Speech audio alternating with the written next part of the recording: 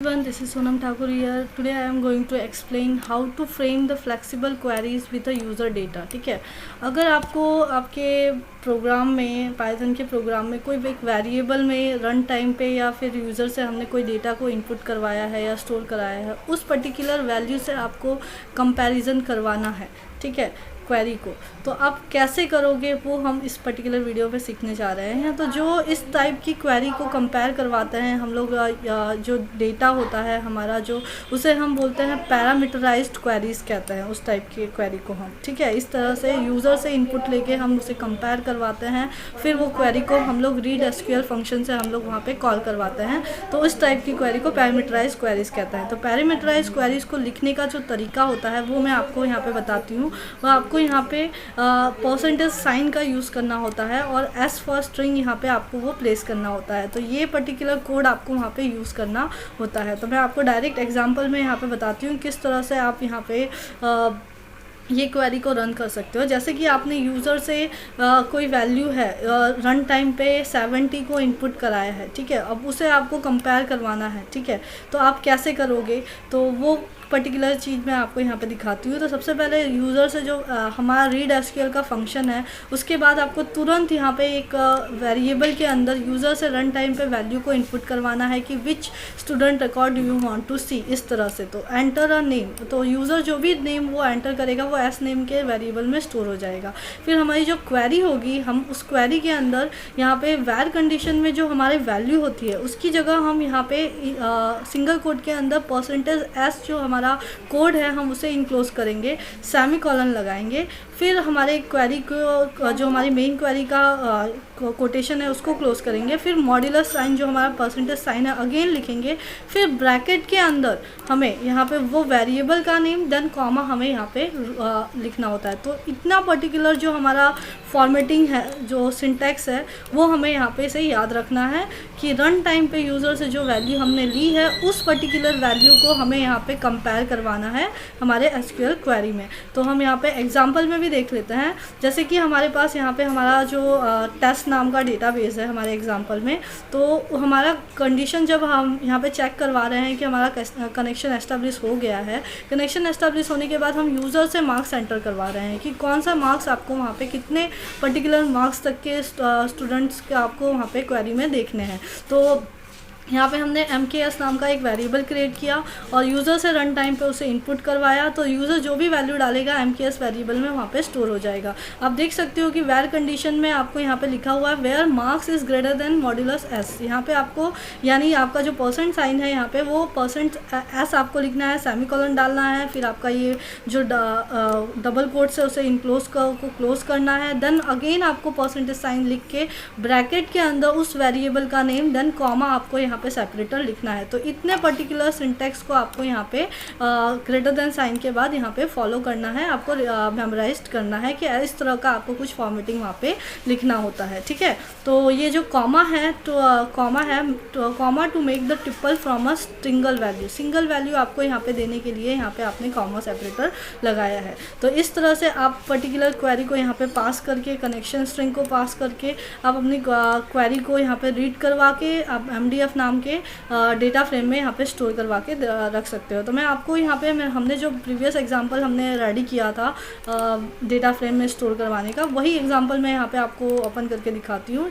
यहाँ पे देखिए मैंने कनेक्शन जब एस्टेब्लिश हो गया तो मैंने एक क्वेरी यहाँ पे यूज़र से रन टाइम पे वैल्यू इनपुट करवाई है, enter marks that you want to use, enter marks, ठीक है ना, जो भी मार्क्स आपको यूज़ करना है वो आपको यहाँ पे एंटर करना है, ठीक है। तो मैंने उसे इंटीजर फंक्शन से कन्वर्ट करवा के मार्क्स नाम के वेरिएबल में स्टोर करवा दिया। अब रीड एसक्यूएल जो हमारी क्वेरी है, मैंने उसी के अंदर यहाँ से देखो मैंने सिंटैक्स को फॉलो किया है, मॉड्यूलस एस लिखा यहाँ पे, सेमी कॉलन डाला, देन मैंने ये कोड्स को जो हमारा मेन कोड्स है हमारी क्वेरी का उसे क्लोज किया, देन अगेन यहाँ पे मॉड्यूलस साइन यूज़ किया, देन आफ्टर ब्रैकेट के अंदर जो हमारा सिंटैक्स का पार्ट है, जो वेरिएबल नेम है जिससे हमें कंपेयर करवाना है वो वेरिएबल नेम, देन ट्रिपल के लिए, ट्रिपल इंडिकेट करने के लिए हमने यहाँ पे सिंगल वैल्यू को कॉमा सेपरेटर डाल के यहाँ पे पैरेंथेसिस को ओवर किया, फिर सेकंड आर्ग्यूमेंट कनेक्शन का पास कर दिया।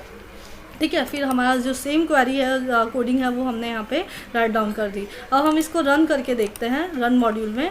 अब देखिए आपको यहाँ पे पूछा जाएगा रन टाइम पे enter marks that you want to use. तो आपको जो मार्क्स यूज़ करना है एंड आपको देखना है। जैसे सपोज मुझे यहाँ पे 400 से ज़्यादा जो मार्क्स हैं वही देखने हैं, तो मैं एंटर यहाँ पे 400 कर रही हूँ। तो 400 से जितने 4 स्टूडेंट्स हैं जिनके मार्क्स 400 से अबव थे, वो सारे डिटेल्स यहाँ पे दिख रहे हैं। अब मैं अगर आपको ये क्वेरी अगेन रन करके दिखाती हूँ कि 450 से ज़्यादा जिसके मार्क्स हैं, मुझे उन्हीं के रिकॉर्ड्स सिर्फ देखने हैं। तो यहाँ पे अगेन ये प्रोग्राम रन हो रहा है। यहाँ पे मैं 450 मार्क्स एंटर कर रही हूँ। तो आप देख सकते हो कि only 1 student is above the 450, 499 Shreya. तो आपको एक सिंगल रिकॉर्ड ही यहाँ पे दिखाई दे रहा है। तो इस तरह के क्वेरी को हम पैरामीटराइज क्वेरी कहते हैं। व्हाट वी सेड दैट हम इस तरह की क्वेरी जो हम यानी यूज़र से रन टाइम पे इनपुट करवा के उस पर्टिकुलर वैल्यू को कंपेयर करवाना है एक वेरिएबल में स्टोर करके, तो इस तरह की क्वेरी को हम पैरामीटराइज क्वेरी कहते हैं। ठीक है, इस तरह से भी आप अपने डेटा फ्रेम में वैल्यू को स्टोर करा सकते हो। हमारे पास एक और एग्जांपल है, एग्जांपल नंबर 13। यहाँ पे आपको मार्क्स की रेंज बतानी है। रेंज मतलब हमें पता है कि बिटवीन कीवर्ड का हमें यूज़ करना होता है। तो select star from student where marks between modulus S and modulus S. आपको 2 टाइम लिखना है, 2 न्यूमेरिक वैल्यू यहाँ पे डालनी है। तो 2 टाइम्स आपको एंड ऑपरेटर बीच में हमारा जो सिंटेक्स का पार्ट है वो हमने लिखा है। फिर कॉमा सेपरेटर परसेंटेज के अंदर 2 वैल्यूज़ है ना, हमने यहाँ पे पता है कि हम यहाँ पे पैरेंथेसिस में ट्रिपल वैल्यूज़ देते हैं। सिंगल था तो हमने सिंगल डाला, कॉमा सेपरेटर 2 है तो यहाँ पे हमने इसके बाद हमने कोई 2 ही वैल्यूज़ है तो कॉमा सेपरेटर हमें नहीं डालना। सिंगल है तो हमें कॉमा सेपरेटर डालना होता है।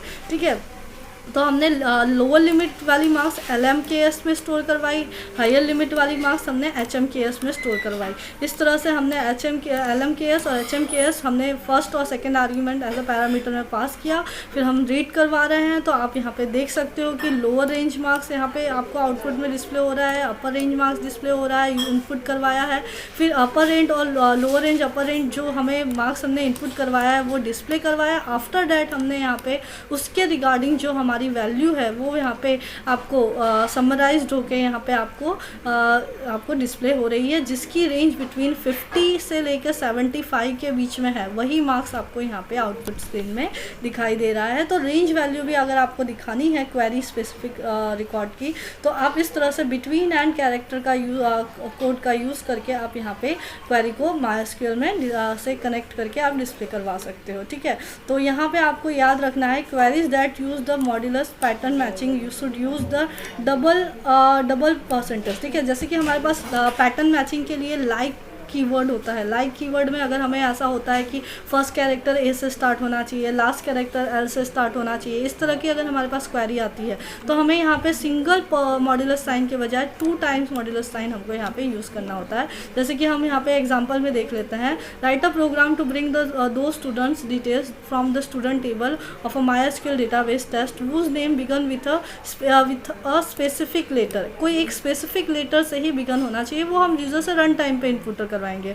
Take the letter user as a input है ना, यूज़र से हमें इनपुट लेना है। तो हमने फर्स्ट स्टेप यहाँ पे इंपोर्ट कर लिया, सेकंड स्टेप में हमने MySQL कनेक्शन को ओपन करवा लिया, थर्ड स्टेप में हमने चेक करवाया। अगर चेक करवाने के बाद यूज़र से रन टाइम पे हमने enter the beginning letter that the pattern for the pattern matching. तो पैटर्न मैचिंग के लिए जो बिगनिंग लेटर आपको चाहिए वो यूज़र से हमने रन टाइम पे इनपुट करवा के लेटर नाम के वेरिएबल में स्टोर करा दिया। अब हम यहाँ पे देखेंगे कि हमारा जो कॉन्सेप्ट था मॉड्यूलस एस लिखने के बाद, हमारा मॉड्यूलस एस यहाँ पे हमें एक तो हमारा जो पैटर्न मैचिंग का सिंबल है वो हमें 2 टाइम्स यहाँ पे लिखना होता है, जो कि हमने यहाँ पे इंस्ट्रक्शन में देख लिया। अगर पैटर्न मैचिंग है you should use the 2 times modulus sign.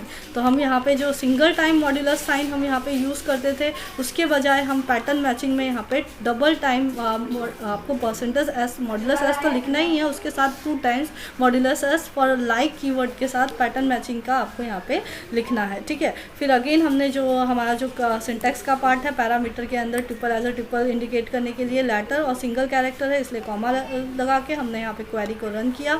User से सबसे पहले यहाँ पे इनपुट एंटर बिगनिंग में यूज़र ने ए एंटर किया, देन आफ्टर उसकी डिटेल्स के लिए हमने जो प्रिंट स्टेटमेंट यहाँ पे लिख रखा था वो प्रिंट स्टेटमेंट यहाँ पे प्रिंट हुआ है। आफ्टर दैट हमारा जो डेटा फ्रेम है जो हमने रीड SQL के थ्रू हमने फैच किया है कि जिनके नेम्स और बिगन होंगे ए से, ठीक है, जो कि यूज़र ने ए लिखा है उन्हीं के नेम यहाँ पे डिस्प्ले होने चाहिए। तो अली और अर्शिया इस तरह से जिनका नाम ए से स्टार्ट हो रहा है वही यहाँ पे दिखाई दे रहे हैं, ठीक है। तो इस तरह से अगर आपको लास्ट कैरेक्टर चाहिए तो 2 टाइम मॉड्यूलस साइन आपको पहले लिखना है और परसेंटेजेस आपको बाद में लिखना है। तो आप लास्ट कैरेक्टर को भी इस तरह से पैटर्न मैचिंग में मैच करवा सकते हो, ठीक है। तो इस तरह से देखो यहाँ पे यूज़र ने आर इनपुट किया तो जितने भी नेम्स आर से स्टार्ट हैं यहाँ पे उन्हीं के नेम यहाँ पे डिस्प्ले हो रहे हैं। तो पैटर्न मैचिंग में आपको डबल मॉड्यूलस साइन यूज़ करना है, ये बात का आपको ध्यान रखना है। तो अगर मेरा ये वीडियो आप लोगों को पसंद आया है तो please do like my video and subscribe my channel. Thank you for watching students.